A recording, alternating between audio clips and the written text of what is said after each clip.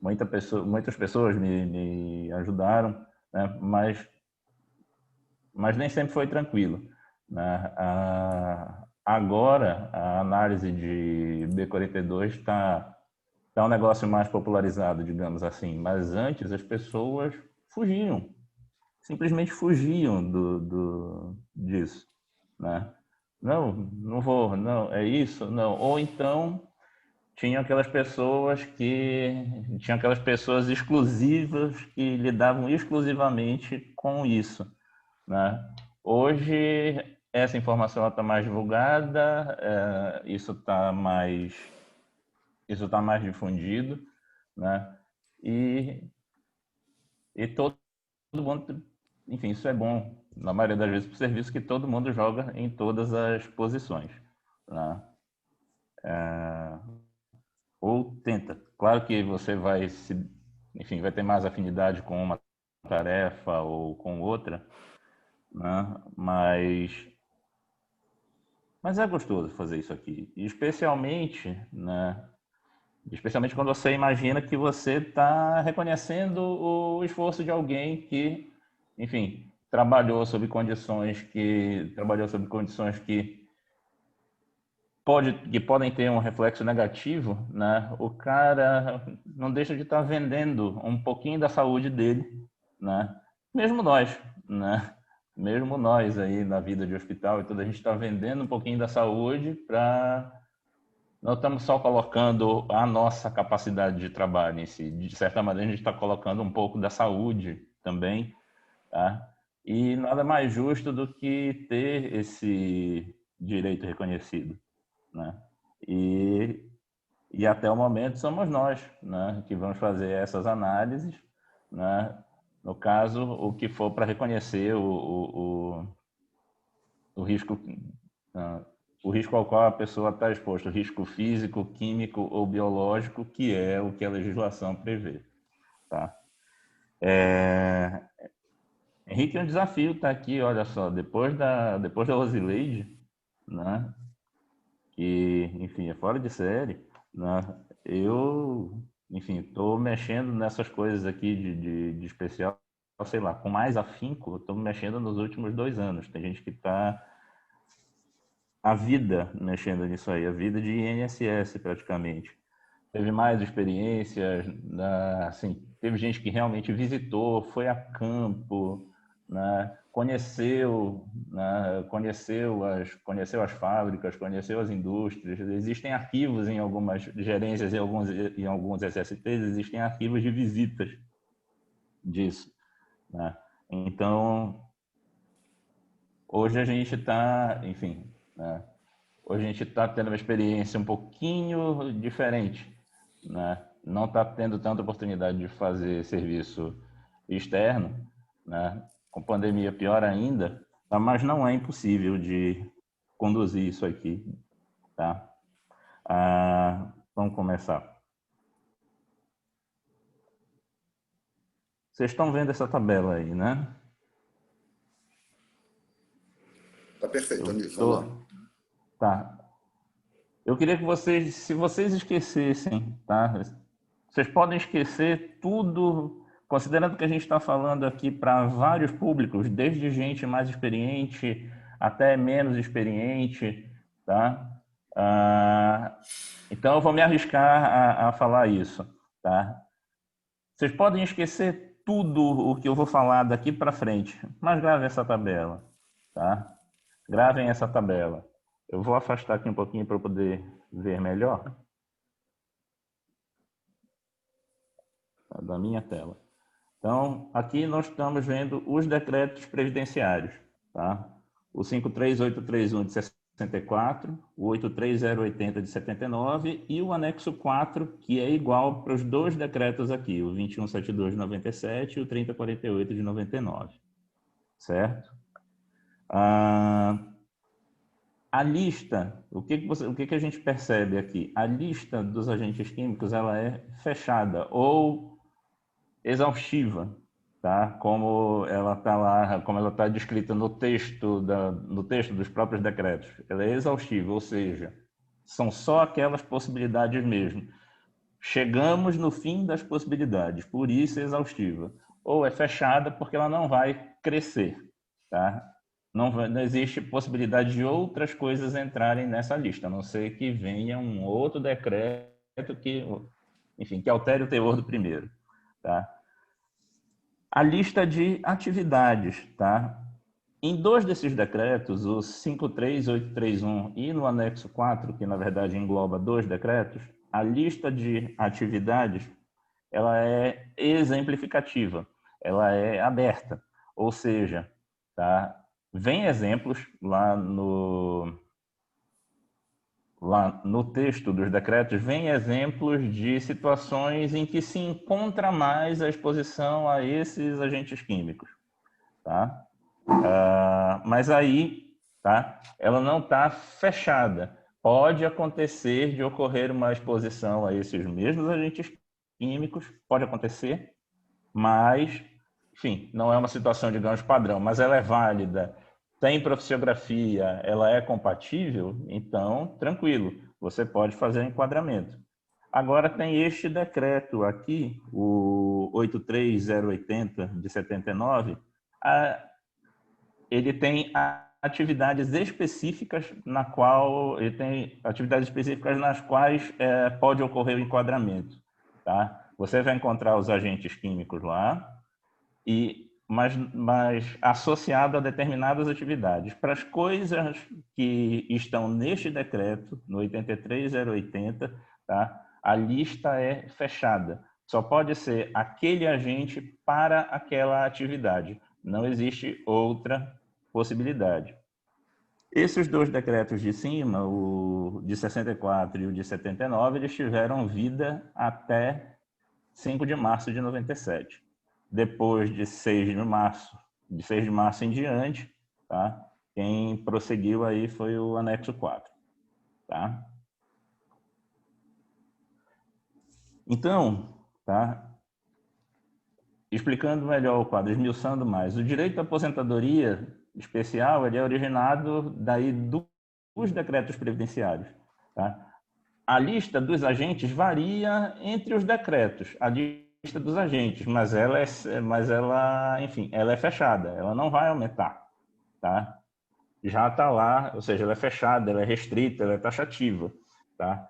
Todavia, a depender do decreto, as atividades nas quais você encontra aquele agente químico podem ser exaustivas ou exemplificativas, ou seja, aberta e restrita. Assim, né, o critério maior para a gente poder enquadrar alguma coisa de agente químico é o agente estar descrito nessas listas, tá? Ele tem que estar descrito nessas listas. Pode ser, sei lá, né? Tem um que aparece de vez em quando, poeira de algodão, tá? Poeira de algodão. Não tá, gente, não adianta, não tá em decreto nenhum, tá? Não tá em decreto nenhum, então se não tá em decreto, não vai enquadrar, tá? Ah, mas ele veio acompanhado de um laudo, ele veio acompanhado de um laudo técnico no processo dizendo que era insalubre. Sim, tá? Eu não sei se a gente vai conseguir abordar isso com maior propriedade, né, aí agora, mas isso é devido em parte à confusão que acontece aí com a legislação, com a mistura, digamos assim, da legislação previdenciária com a trabalhista, tá? É complicado porque os ministérios do Trabalho e da Previdência, eles se juntaram e se separaram algumas vezes ao longo da história. Então, naquela época, para aquele legislador, estava tudo certo deixar misturar o que a gente chama hoje de conceito trabalhista com lá no meio de um decreto previdenciário, estava tudo certo para o legislador daquela época. Hoje, isso é mais complicado. Falando de demonstrações ambientais, agora, até 13 de outubro de 96, não se exige demonstração ambiental, exceto para ruído. Tá? É a única situação. Tá? E desde 14 de outubro se exige caracterização dos agentes nocivos com um laudo técnico de condições ambientais do trabalho. o LTCAT, que vocês já devem ter visto aí nos processos durante várias vezes, tá? Quem é a pessoa hábil para emitir? Médico do trabalho ou engenheiro de segurança do trabalho, tá? O LTCAT, ele é o que sustenta o PPP. E os formulários antigos também, por que não? Né? Aqueles, né? O DSS 8030, o DIRBEM 8030, tá? E vocês vão encontrar isso, quem diz isso? Não sou eu, é a Lei 8.213 e a AIN que dizem isso, tá?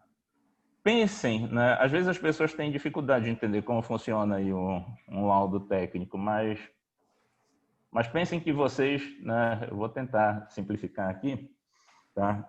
Mas pensem que vocês perderam o histórico da faculdade, tá? O que vai acontecer, né? O que vai acontecer? Você vai na faculdade, vai pegar uma cópia do histórico. Onde é que você vai? Onde é que estão as notas? No mapa de notas.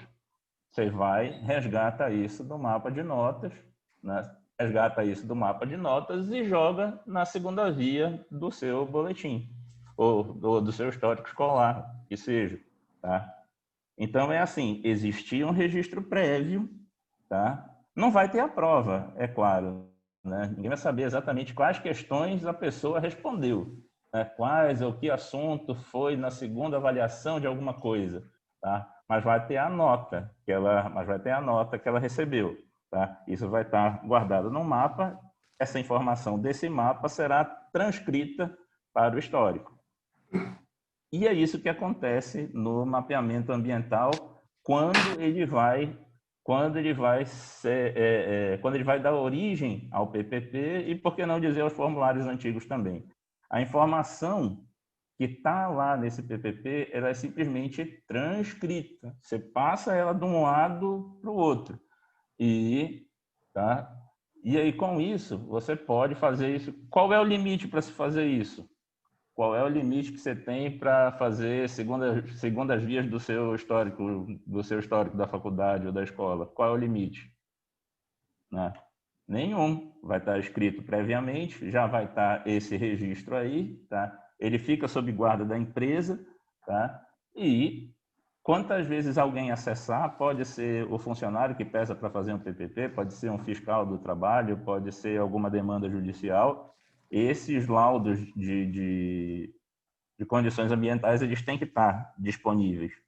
Tá, tá dando para entender, gente? Estou indo muito rápido? Vou entender como sim. Vou entender como eu posso continuar. Tá? Tá ótimo. O PPP, tá? E os demais formulários, tá? O PPP, ele é, de certa maneira, especial, tá? Na legislação. Ele é mais detalhado, ele traz mais informações que os formulários anteriores e ele tem valor intrínseco, ele vale ele mesmo, tá?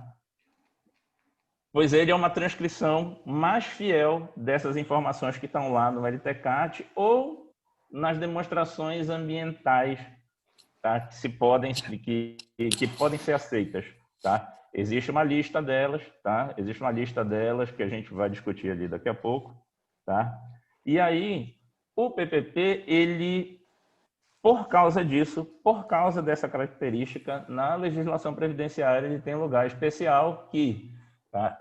Você não precisa, em princípio, levar LTCAT junto, apresentar o LTCAT, o mapeamento que deu origem a ele, tá? Logo de cara no processo. Tá? Então, se dispensa isso. Tá? Então, isso aí é dispensado em princípio. Tá? E se for, né, e especialmente nessa situação, se for um período de obrigatoriedade de preenchimento do campo 16, que é, enfim, tá? Que é o campo de responsabilidade ambiental, tá? Você não vai precisar realmente mostrar aquilo ali, você não vai precisar levar esse LTCAT junto. Tá?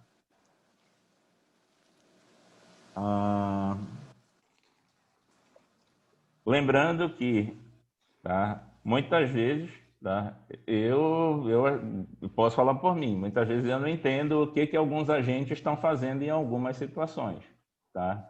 E aí, assim, aí é conduta de cada um. Tá? Do mesmo jeito que na perícia tem gente que pede mais cima, né? Na perícia presencial tem gente que pede mais cima, tem gente que pede menos cima, também haverão os que farão mais exigências ou menos exigências. Tá? Se você estiver satisfeito com o que está lá com alguma inconsistência, satisfeito que eu digo assim, satisfeito no sentido de indeferir, não, eu vou indeferir, pronto, tem isso aqui que não bate, tá? Você pode, fundamentando, beleza, tá? Mas aqui você pode também cedir ao perito isso aqui, tá? Ele pode exigir essa demonstração ambiental que deu origem ao PPP, tá? E às vezes isso é triste, porque se o PPP ele vem do LTCAT, tá? Às vezes tem LTCATs que estão falando laranja e o PPP está falando banana, tá? E aí você acaba, não raro você acaba indeferindo tudo, né? Não raro você acaba indeferindo tudo porque, não, peraí, eu pedi o LTCAT que você está me dizendo, tá? Que deu origem a este PPP, né? Um não bate com o outro, os riscos não estão batendo, a função não está batendo, nada bate, vai acabar indeferindo, porque o PPP, ele veio se eu pedir quem deu origem a ele e foi trazido outra coisa, esse PPP não tem pai nem mãe, literalmente. Portanto, né, fica questionável a presença dele, fica questionável aceitá-lo. Tá? E a gente já falou disso, formulários anteriores ao PPP, quando submetidos ao INSS para fins de aposentadoria, eles necessitam estar acompanhados do LTCAT que fundamentou o preenchimento, tá? Seja o DIRBEM, o DSS, o DISES, o SB40, enfim. Aqui começa o nosso problema, mas eu quero crer que hoje vai ser solução, tá? Deixa eu ver, Henrique, eu vou tentar mudar aqui a janela.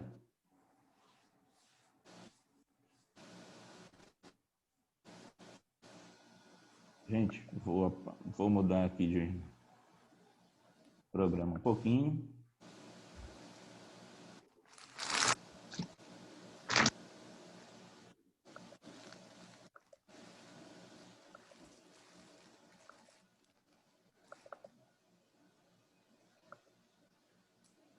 Vocês estão vendo aí decreto 5381. Estão vendo? Sim, está dando para ver, senhores. Está dando para ver Então tá. perfeitamente. Vamos lá.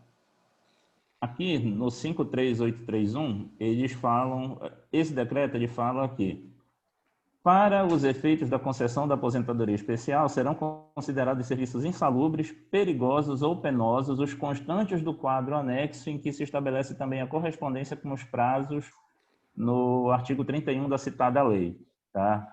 Ou seja, que é o que vai dar os 15, 20 ou 25 anos, tá?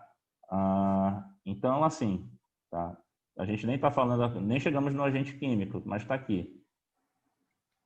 O decreto previdenciário, ele diz, por exemplo, aqui, está aparecendo calor. Ele diz que calor, nessas condições, é insalubre. Ele não está lançando mão de nenhuma outra regra acessória. Ele está chamando para si a responsabilidade de dizer que calor, nessas condições, é insalubre.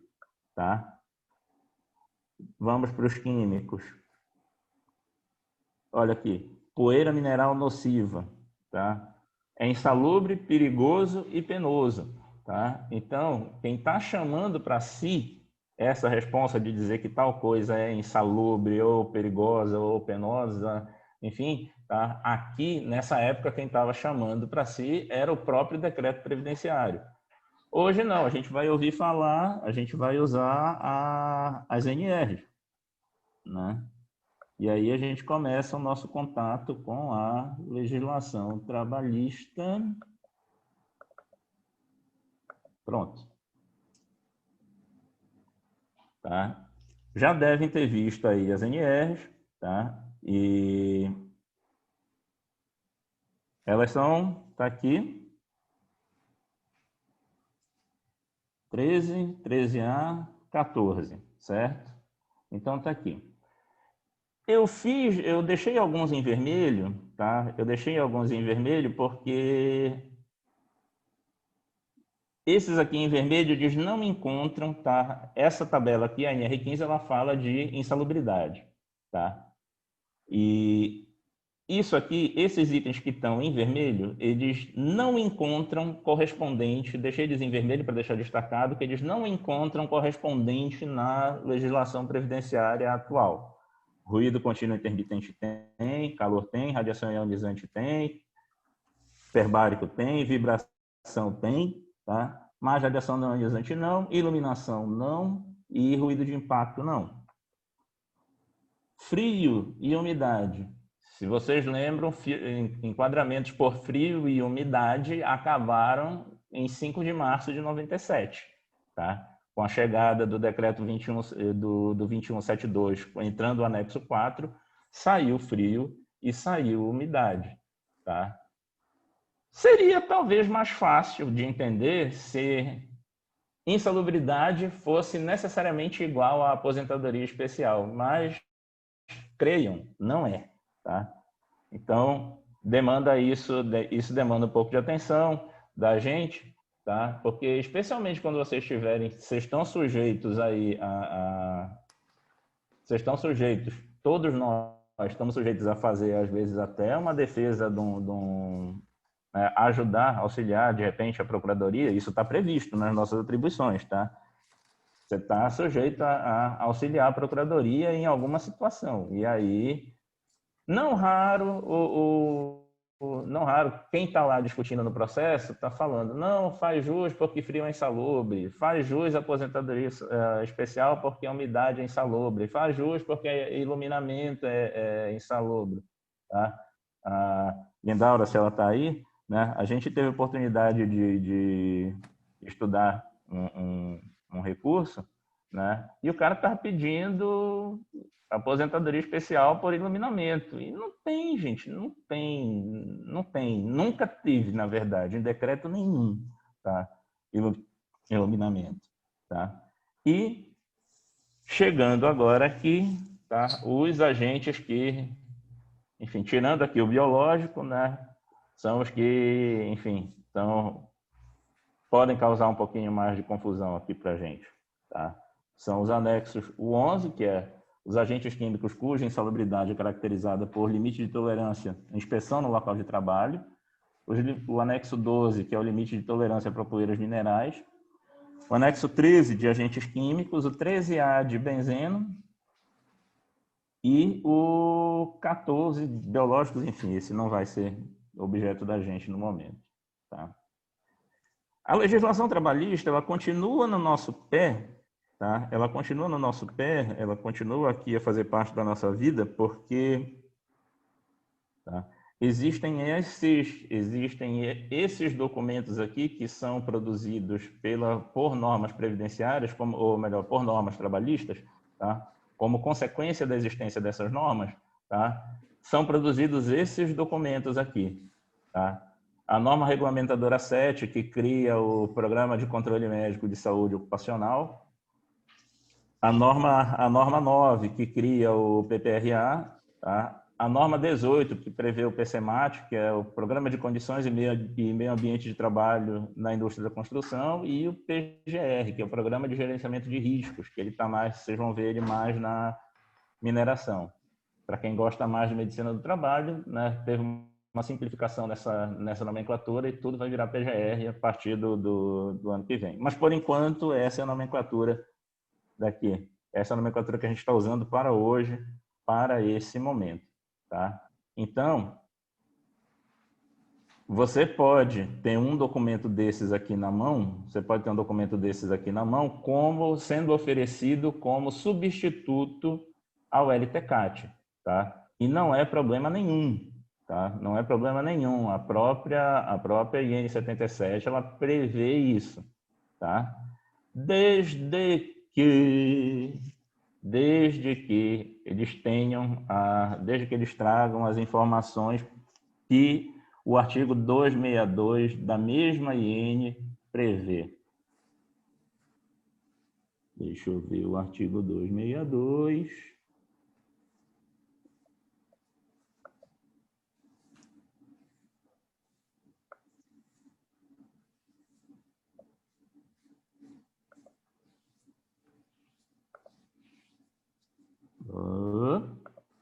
Tá.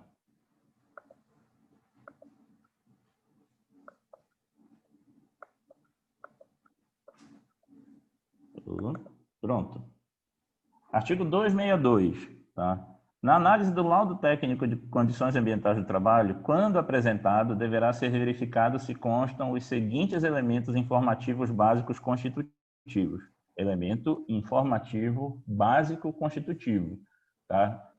É básico. Sem isso não dá para ter. Sem isso ele não se constitui, sem isso ele não existe. Sem isso a informação que ele traz é insuficiente. Não vai servir para muita coisa, não vai servir para preencher um PPP ou outro formulário do passado. Eles não são mais preenchidos, então não serviria para formulários do passado, tá? Se o laudo é individual ou coletivo, tá? Se tem que trazer a identificação da empresa, a identificação do setor e da função, a descrição da atividade, a identificação dos agentes nocivos capazes de causarem dano à saúde e à integridade física, arrolado na legislação previdenciária, tá? Ou seja, se me aparecer um LTCAT com poeira de algodão, eu vou simplesmente esquecer da poeira de algodão, tá? Localização das possíveis fontes geradoras, tá? Via e periodicidade de exposição ao agente nocivo, metodologia e procedimento de avaliação do agente nocivo, descrição das medidas de controle existentes, a conclusão do LTCAT, assinatura, identificação do médico do trabalho ou engenheiro de segurança e a data da realização da avaliação ambiental. E é aqui que a gente costuma enfrentar, não, a gente não, né? A gente vai só indeferir, mas quem costuma passar é o segurado, né? Porque, infelizmente, tá? Vamos lá, né? Vocês viram, tá? Quem é que emite o documento de quem é a pessoa hábil para emitir o laudo de condições ambientais, tá? Seja o laudo técnico de condições ambientais, seja um documento substitutivo para valer junto à Previdência, tá? É um médico do trabalho ou um engenheiro, certo? Lembrando, as NRs elas estão previstas aqui na CLT, no artigo 155 e no artigo 200, tá? Como eu estava falando, tá? Tá aqui, tenta imaginar uma empresa que vai começar hoje. Tenta imaginar uma empresa que vai começar hoje. Tá? Normalmente alguém vai ter que fazer um primeiro reconhecimento da empresa, tá? É possível você teorizar sobre alguns riscos, tá? Essa atividade ela pode gerar barulho, ela pode gerar poeira, ela pode gerar fumo metálico, e isso já vai estar previsto lá, tá? Na vida das empresas, o primeiro programa que começa, o primeiro programa enfim, das normas de segurança do trabalho, ele começa aí, normalmente é o PPRA, tá? Normalmente é ele. Ele é o primeiro mapeamento ambiental a ser realizado e, infelizmente, em algumas empresas, ele acaba por ser o único, tá? Ele é um documento útil, tá? Ele é um documento útil, necessário, previsto em lei, tá? Que traz isso aqui, tá? A antecipação e o reconhecimento dos riscos, o estabelecimento de prioridades e metas de avaliação e controle, avaliação dos riscos e da exposição dos trabalhadores, implantação de medidas de controle e avaliação da eficácia, monitoramento da exposição aos riscos e registro e divulgação dos dados. Ou seja, tá? Vai ser feito um primeiro reconhecimento dos riscos. Tá? Temos ruído? O ruído tá maior que 80? Tá? Não é maior que 85. Tá? Lembrando que lá a gente tem que zelar por prevenção. Tá? A dose de ruído, 80 decibéis, é metade é metade da dose 85. Tá? Então, por um conceito de prevenção, todo agente físico, químico, você tenta, quando você chega na metade do valor que seria considerado insalubre, digamos assim, você já tem que fazer alguma coisa. Tá? Você já tem que fazer alguma coisa a respeito na empresa. Então, essa pessoa que vai fazer esse mapeamento, ela vai reconhecer essas coisas. Ela pode até propor, não, é ruído. Tá? É ruído, vamos usar o plug, o abafador. Tá? É poeira, vamos usar máscara. Tá? E por aí vai.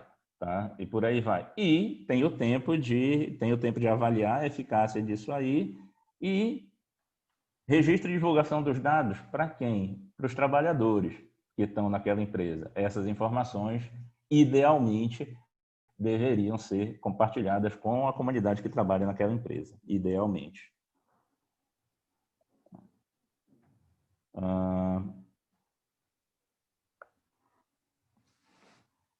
E como eu falei, tá? Acreditem se quiser, tá? Não é exigida a qualificação profissional mínima para a elaboração do PPRA, tá? Normalmente o que acontece é que para esta primeira fase, e para o cotidiano, tá? Quem faz esse serviço é um técnico de segurança do trabalho, que é uma pessoa capacitada, enfim, estudou, tem a sua atribuição, está familiarizado com as rotinas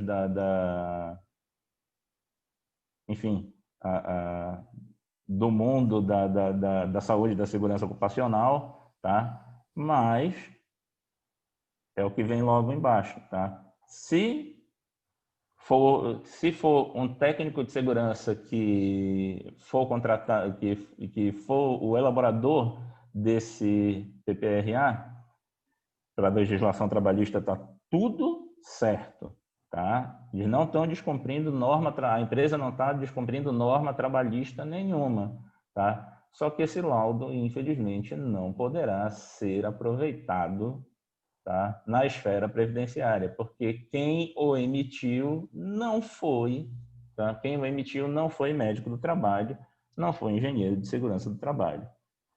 PCMSO, tá, é emitido por médico do trabalho. E aí, no dia a dia, funciona assim, tá? O médico do trabalho normalmente vai olhar o PPRA e vai dizer, tá, os riscos são esses, tá? Os riscos são esses, é ruído, tem que pedir audiometria. É poeira tal, preciso pedir espirometria, raio-x com determinada frequência, e assim vai, tá? E existem esses outros dois aqui, o PCMAT e o PGR, que são documentos emitidos por engenheiros de segurança, tá? E aí funcionaria assim, tá? Se a empresa até tem o direito, sei lá, de querer economizar, né? Não, tem um engenheiro 100% aqui, um engenheiro dedicado, custa caro. Eu posso contratar um engenheiro, tá? Eu posso contratar um engenheiro para fazer o laudo para mim, posso contratar um médico do trabalho para fazer o laudo para mim, beleza? Beleza. Tá? Nada impede, como eu falei, lá do PPRA, tá? Qualquer pessoa que afirma, considere como habilitada para tanto, pode fazer. Tá? Pode fazer. Poderia ser um engenheiro desde o começo, mas normalmente começa com isso. Tá? Normalmente começa com o PPRA feito por um técnico de segurança. Já temos informações consolidadas. Então, a partir daí, já temos um bom volume de informações. Aí, o que a gente pode fazer? Um médico do trabalho ou um engenheiro de segurança vai poder olhar essas informações, vai poder buscar mais coisas se quiser, ou pode fazer o trabalho dele do zero também, tá? Pode fazer o trabalho dele do zero e reinspecionar todos os ambientes, tá? E aí ver. Aí, no final desse trabalho, ele vai emitir o laudo, tá? Nesse laudo de condições, né? Nesse laudo ambiental, tá? Vai ter as condições lá, vai ter os materiais e os métodos para neutralização ou mitigação dos riscos, e aí ele vai caracterizar percentuais de insalubridade e periculosidade, certo?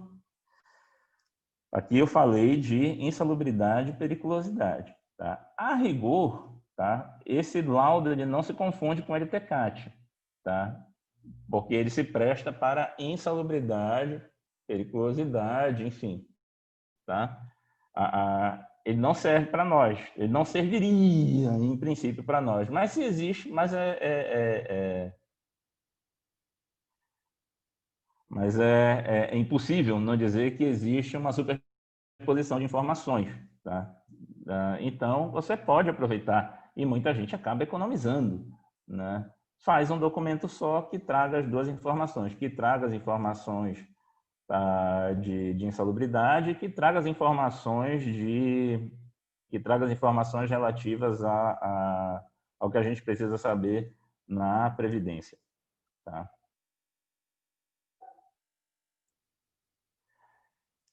E aí a gente chega, vamos começar entrando mais particularmente, tá? Existem algumas dificuldades para caracterizar os agentes químicos, né? Às vezes o agente químico está nomeado lá realmente com nome ou sobrenome, com nome e sobrenome, mas às vezes vai ter uma família inteira de agentes químicos, tá? Especialmente os compostos orgânicos, tá? Os compostos baseados em carbono, com cadeias carbônicas, tá? Que estão lá no decreto, nos decretos antigos, no decreto de 64 e no decreto de 79. Tá? Isso, de certa maneira, continuou. Né? Tem algumas situações em que aparece famílias no anexo 4, tá? no 2172 e no 3048. No anexo 4 existem algumas famílias. Vocês vão ver que existe a família do petróleo, a família a família do benzeno. Tá? Vocês vão ver que existe isso. Cloro também. Tá? Então, eles vão estar separados assim, por grandes grupos, por grandes famílias, digamos assim. Tá? Mas, né, não tem comparação. Ainda que exista esse agrupamento por família, por elemento químico, não tem comparação com a quantidade com as possibilidades de enquadramento de antes, né? Praticamente qualquer coisa podia enquadrar, tá? Eu queria que vocês gravassem isso, tá? A gente vai ver um pouquinho lá na frente sobre instruções de preenchimento do PPP, tá? Nome comercial, tá? A rigor não deveria estar lá. Você sempre tem o risco de encontrar uma substância que você não conheça, tá? E o que tem, tá? Você sempre também na perícia pode encontrar uma doença que você não conhece. Tá? Existe. Quanta síndrome, quanta coisa nova aí aparece, né? Com Covid, então, Deus o livre, né? E aí, você, perito, precisa conhecer todas as doenças do mundo? Não. Você precisa saber, né? Você pode estudar sobre, tá? Mas o que você precisa tentar, o que você vai fazer é tentar imaginar, né? Com base em estudo, com base em legislação, o quanto aquela determinada doença, que pode até ser nova para você, tá? Reflete na capacidade laborativa da pessoa. Então, você está totalmente perdoado, escusado, se encontrar uma substância química que você nunca ouviu falar, tá? Algumas dessas, e aí essas são algumas bases de dados que aparecem lá algumas delas até aparecem no Manual de Aposentadoria Especial, página 36. Eu coloquei outras duas aí, tá? Eu coloquei outras duas e tem a mais fácil de todas. Se você não lembrar, né? Existe a estratégia mais fácil de todas, que é, se você não lembrar, você literalmente, vai no Google, digita CAIS e o nome do agente, ou FISPIC, o nome do agente. Tá? CAIS é uma sigla em inglês e FISP, que é Ficha de Informação de Segurança de Produtos Químicos. Tá? Normalmente, nessas duas fichas, você vai encontrar qual é o produto, o que ele faz, qual é o produto, o que ele faz, quais as aplicações, né? Quais as aplicações, e isso, para a gente que está justamente tentando caracterizar a habitualidade e permanência do contato com alguma coisa, tá? Aí você vai ver, tal substância é desengraxante. Então, alguém que dê manutenção em máquina, um mecânico ou coisa assim, essa pessoa, tá, é justo que ela tenha contato com desengraxante, tá? E nessas fichas também vão estar, normalmente, vai estar a classe química, tá? E aí, nessa hora que, uma vez que eu saiba o nome, né? Uma vez que eu saiba o nome do agente químico em questão, saiba o que ele é, se ele é álcool, se ele é organoclorado, se ele é, sei lá, aí a gente tem mais liberdade para começar a passear nas listas, tá?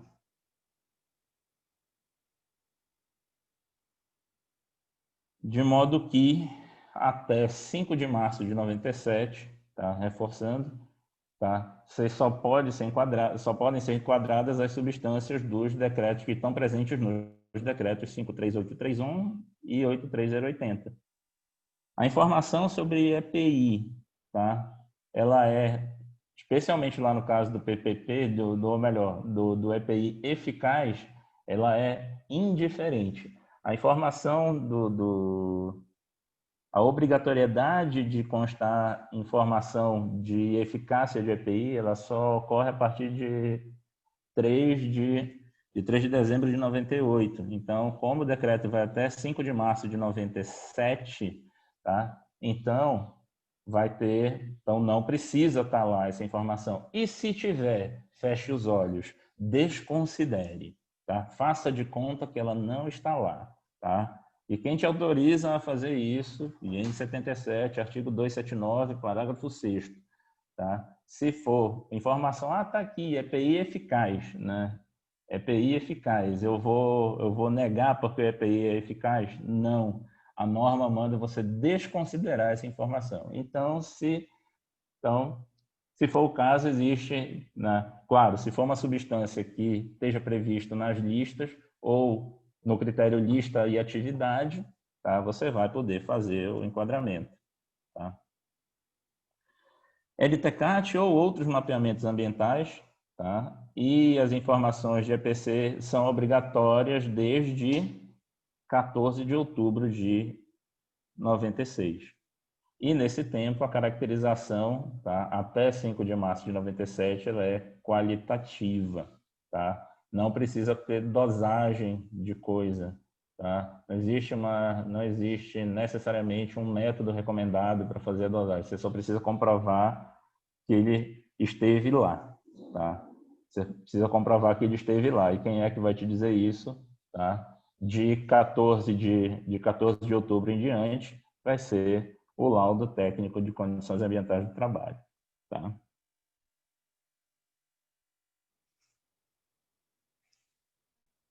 Entre 6 de março de 97 e 31 de 12 de 2003, tá?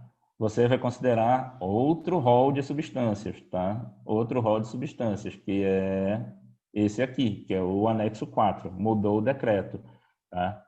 O anexo 4, ele está presente nos dois decretos, no 3048 e no 2172. A lista de agentes é rigorosamente a mesma, tá?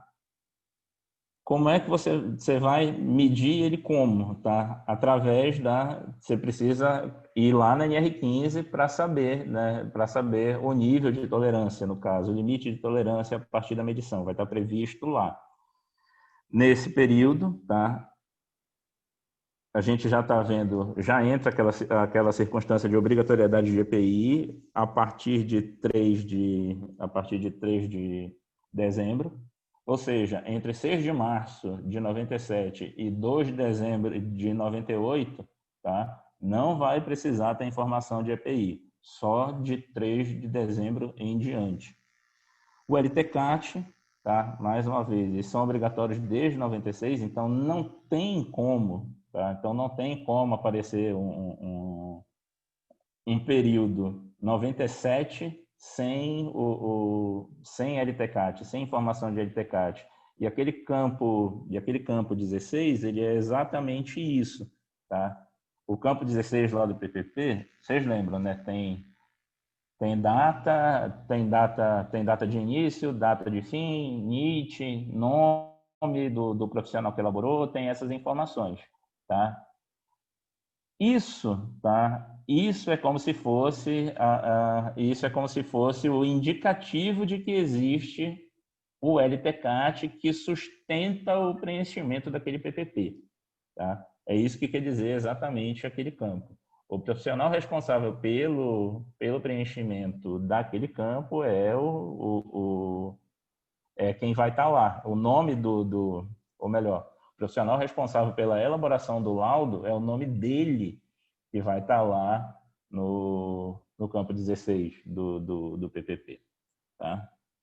Naquela data, ou seja, naquela data de início até aquela data fim, aquela pessoa era responsável pelos mapeamentos ambientais daquela empresa. É isso que aquele campo quer dizer, tá? E a responsabilidade, ela vai se materializar com o fulano produzindo o laudo, tá?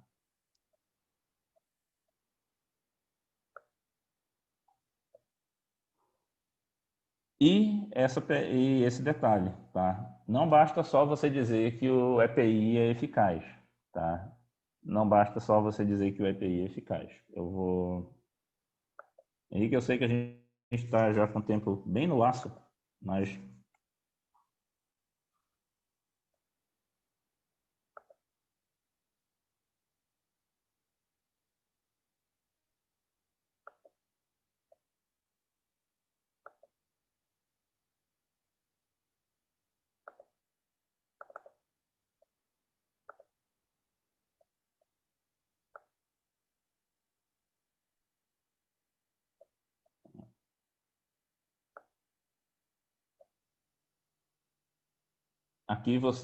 isso aqui vocês lembram do PPP. Existe aqui risco, concentração e tal, EPI, tá? E aqui 15.9, atendimento aos requisitos das NR 6 e 9 do Ministério do Trabalho pelos EPIs informados, tá? Isso aqui, enfim, é um consolidado da norma regulamentadora 6, que é a de EPI, e a 9, que a gente já falou, que é o do reconhecimento dos riscos ambientais, tá? Foi tentada a implementação de medidas de proteção coletiva, de caráter administrativo ou de organização do trabalho, optando-se pelo equipamento de proteção individual por inviabilidade técnica, insuficiência ou interinidade, ou ainda em caráter complementar ou emergencial? Aí, resposta tem que ser sim, deveria ser. Foram observadas as condições de funcionamento e do uso ininterrupto de EPI ao longo do tempo, conforme especificação do fabricante ajustada às condições de campo, tá? Você tem que saber onde vai usar. Você não pode usar um mesmo agente ou o mesmo equipamento para qualquer situação, tá? Foi observado o prazo de validade, também EPI tem prazo de validade. E foi observada a periodicidade de troca definida pelos programas ambientais, comprovada por recibo assinado pelo usuário em época própria, tá? A empresa, quando dispensa um determinado EPI, ela tem que registrar que ela dispensou, tá? Vocês talvez vissem a festa que é isso aí, né? Tá? Quando se discute insalubridade na justiça, tá? Cadê? Teve treinamento? Teve distribuição de EPI? Cadê? Cadê a lista do treinamento? Cadê a lista da distribuição da EPI? Tá? E aí, às vezes, a empresa não tem e é complicado. Tá? E foi observada a higienização. Todos esses 5 itens, eles têm que estar preenchidos sim, para literalmente, né, são eles que validam o sim da eficácia do EPI eficaz. Tá? São eles que validam essa informação. Não basta a pessoa escrever que o EPI é eficaz e se um desses itens for não, tá? O EPI, de fato, não é eficaz.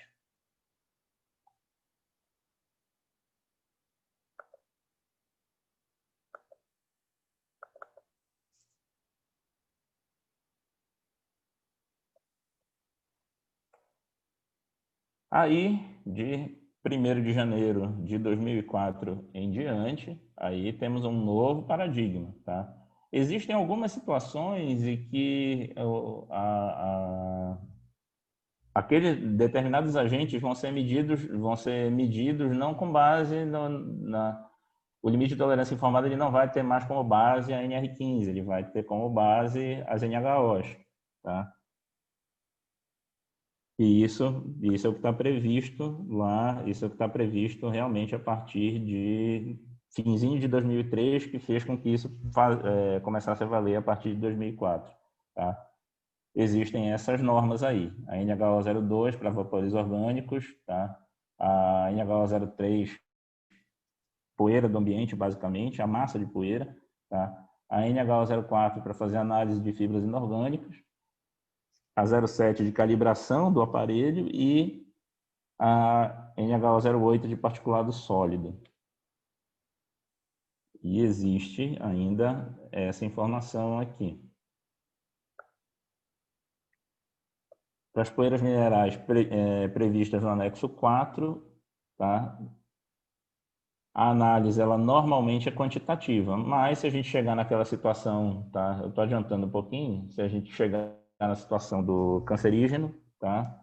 Então ela tem que ser analisada de forma qualitativa, ainda que a própria norma trabalhista diga que a análise dela é quantitativa, ela tem que ser encarada como qualitativa, tá?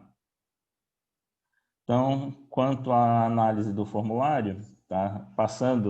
Tá? Saindo desse entretanto grande e tentando chegar no finalmente, tá? Você passa para a análise do formulário, tá? Que é o carimbo da empresa, nome nítido responsável pela empresa, tá? Da cabeça, não, poxa, mas é só um carimbo que está faltando, tá? Cara, estão pedindo, né? Tá pedindo, a norma pede, tá? Tá faltando o nítido, cara, não dá para consultar no sistema, tá? É a norma que está pedindo, tá? O conteúdo do campo observações, tá? E normalmente lá no campo observações pode ter qualquer coisa útil lá. Você pode colocar mais informações sempre, tá? Mas normalmente é lá que vai estar a informação de se o mapeamento ele é extemporâneo.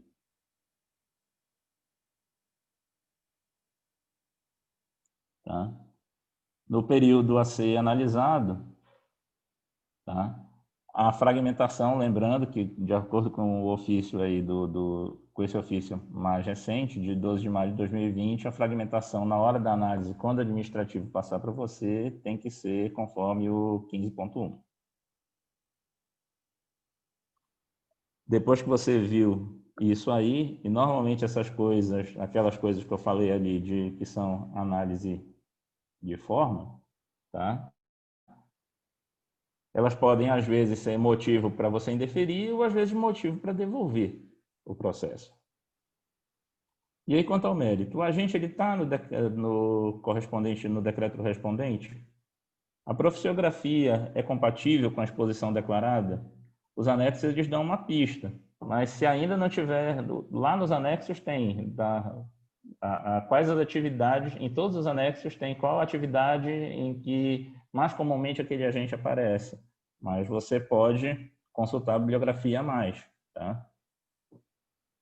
Habitualidade e permanência, que é o tempo todo, até, grosso modo, né, até 18/11/2003, e depois, a partir de 19/11/2003 em diante, você vai chegar naquele critério da indissociabilidade, né? Se você não consegue separar aquele agente da produção do bem ou serviço, ele é indissociável e por isso você considera ele habitual e permanente, tá? Técnicas de medição NR15 até 2003 e NHOs, quando possível, de 2004 em diante. As NHOs não prevêem todos os agentes, tá?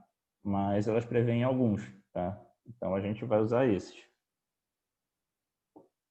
Responsável pelos registros ambientais, tá? Que a gente já falou, ele tem que estar lá a partir de 14/10/96 e é essa informação lá no campo 16 que é o que comprova, digamos assim, que foi feito um mapeamento que dê suporte, que dê base para aquele PPP, tá? Se tiver outro profissional lá, é caso de indeferimento. Opa!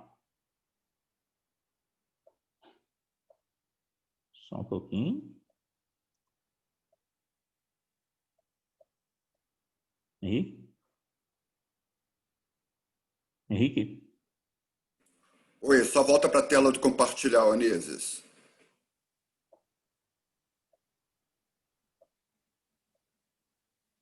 Peraí. Lá embaixo, a Uhum. tela verde, aquela tecla verde. Isso. Peraí. Agente.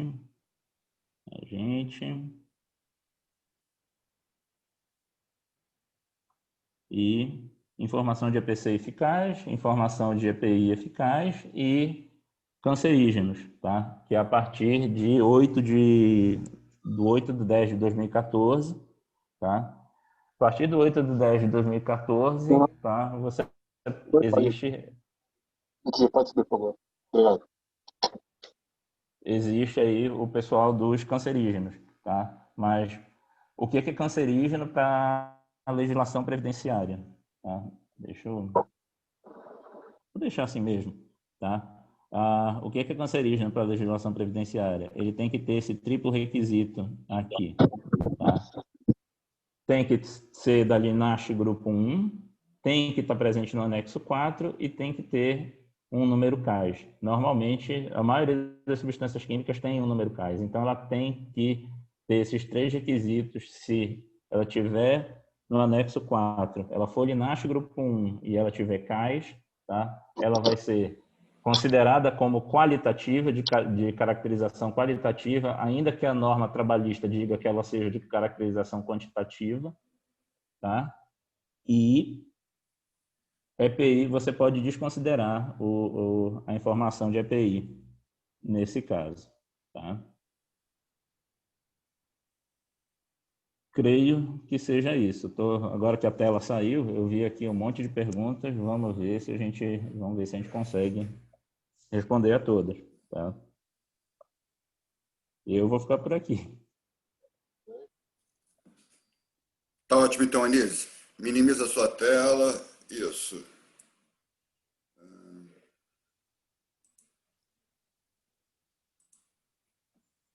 Ok, pessoal. Eu vou abrir aqui o chat e vamos ver aqui.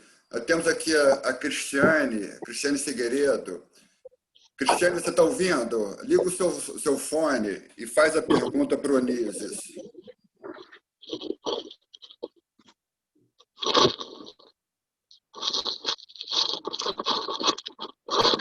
Mauro,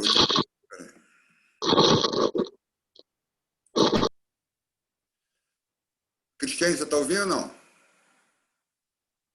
Bom, Oi, então, estou ouvindo, mas então tá, faz a sua pergunta.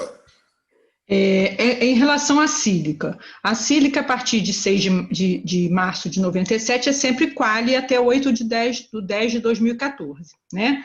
É sempre quanti, Isso. né? Mas ela está no anexo 13 também, como silicatos, que aí seria de análise qualitativa, não é verdade?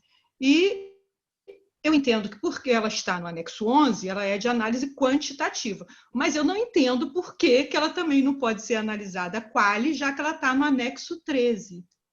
Tá, vamos lá.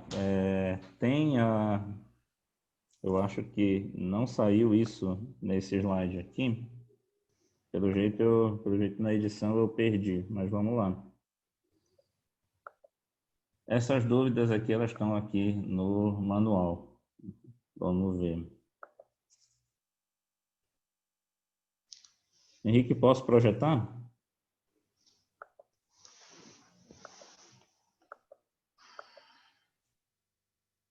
Henrique? Pode falar, Ulisses. Tá, tem jeito de eu projetar? Sim, pode fazer a apresentação sem problema nenhum. Você tem a resposta aí, quer compartilhar a tela, fica à vontade. Isso, aí vamos lá. Tá, pronto.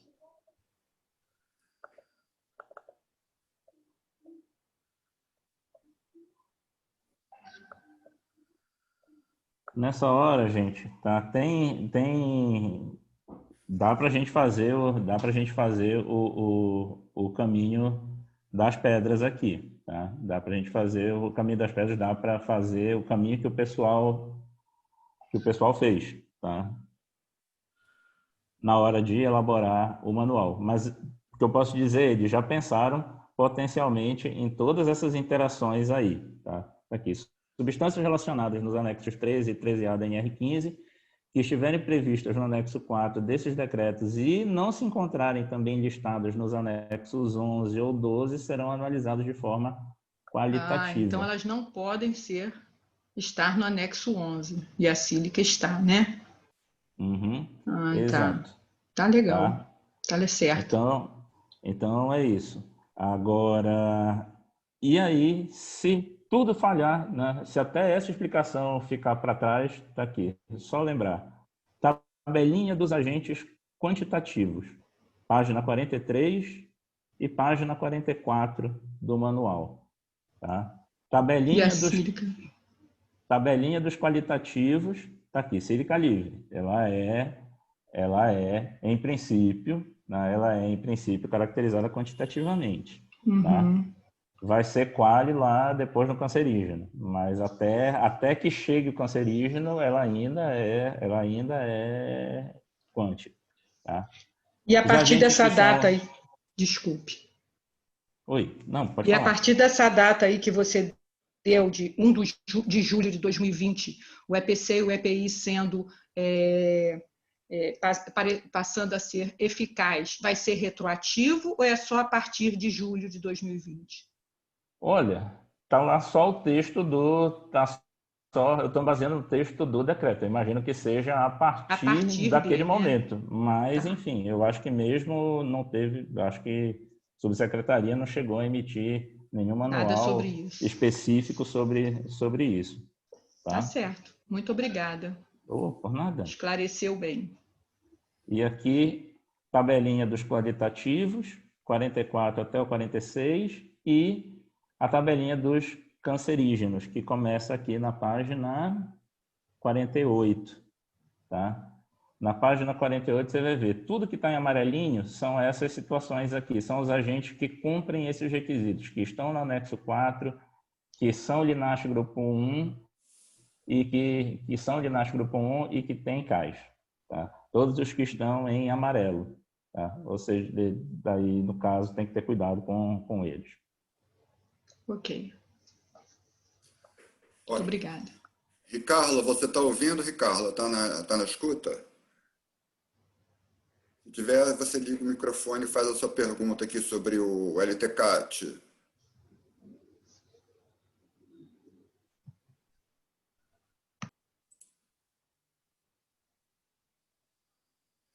A Maria de Lourdes, lá de Betim. Maria de Lourdes, você está ouvindo? Quer fazer uma pergunta para o Anísio? Oi, Henrique. Boa noite, Anísio. Boa noite, Henrique. Boa noite. É a questão do cargo do representante da empresa que assina o PPP, no seu slide não constava o cargo, né? Você falou. Exatamente, está faltando. Depois, se sobrar um tempo, eu quero mostrar uma situação de PPP para todo mundo, vocês vão gostar. E quem trouxe esse alerta, inclusive, foi a doutora Cleide, né?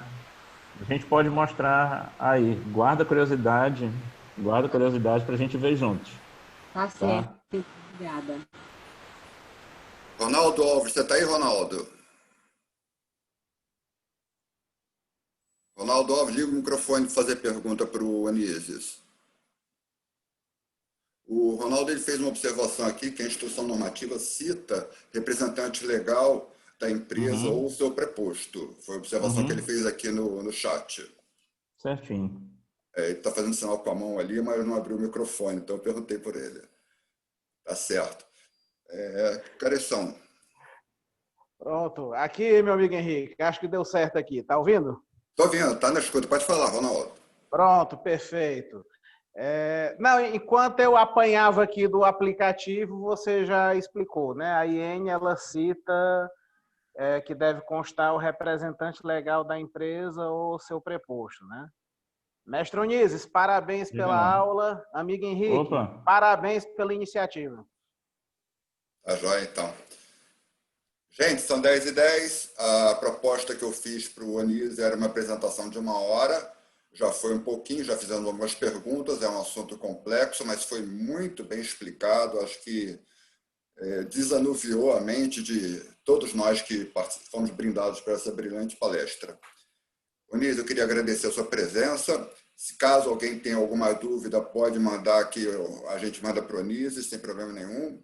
E o vídeo foi gravado, está sendo gravado, e a partir de amanhã deve estar disponível no YouTube. Eu vou colocar para todo mundo. Só uma coisa, quem foi que pediu aí quem foi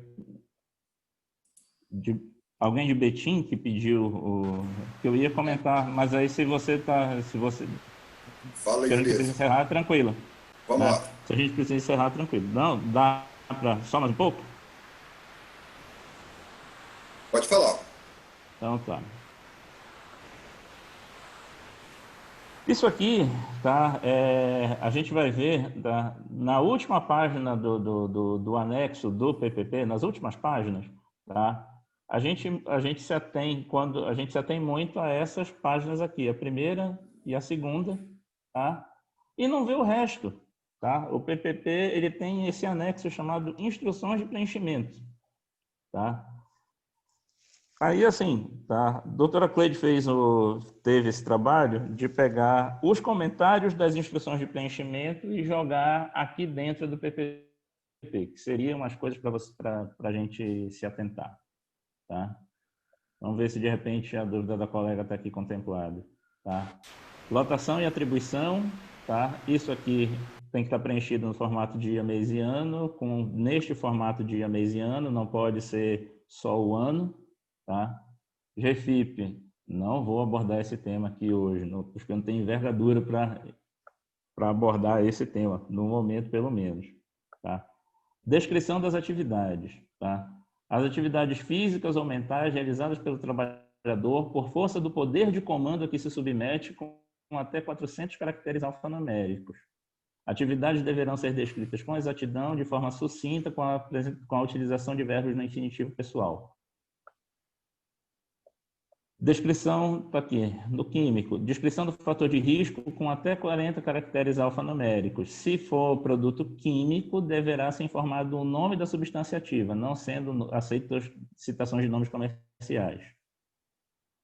Aqui, na intensidade ou concentração, dependendo do agente, com até 15 caracteres. Se o fator de risco não for passível de mensuração, marcamos NA. Aqui, técnica utilizada, também 40 caracteres, se não for possível de mensuração, NA. Informação obrigatória depois desse período, informação obrigatória aqui e informação obrigatória após esse período. Responsável pelos registros ambientais para ruído sempre, para os demais agentes, tá? 13/10/96, tá? Monitoração biológica, tá? Isso aqui, enfim, falando de responsável de monitoração biológica, a doutora Rose, na última palestra, ela falou, né? Ela expôs os motivos, enfim, pelos quais a gente não deveria considerar isso aqui como item fundamental. Esse item poderia estar em branco, né? Tanto o resultado de exames clínicos quanto o responsável pela monitoração biológica, né? Porque envolve questões de sigilo. Apesar de que, por curiosidade científica, até seria interessante se isso aí tivesse. Pô, se o cara está exposto a ruído e ficou surdo, não vou dizer que isso seria um elemento para comprovar a exposição dele, tá? Por exemplo, tá? Ou teve contato com cromo e apareceu alguma lesão estranha, tá? Seriam informações. tá? Mas como, enfim, é a vida das pessoas, é melhor que isso não esteja realmente, tá? E aqui, para quem falou nome e cargo, NIT, carimbo da empresa, tá? E, como eu falei, o documento ele tem essa presunção de veracidade, tá? E a pessoa que preenche o que não deve nele está sujeita a isso aqui, a ser penalizado nos termos do artigo 297 do Código Penal, tá? É isso. Ô, Anísio, Hum. você tem como disponibilizar esses slides no WhatsApp para a gente guardar no nosso arquivo? Ele vai estar Posso no...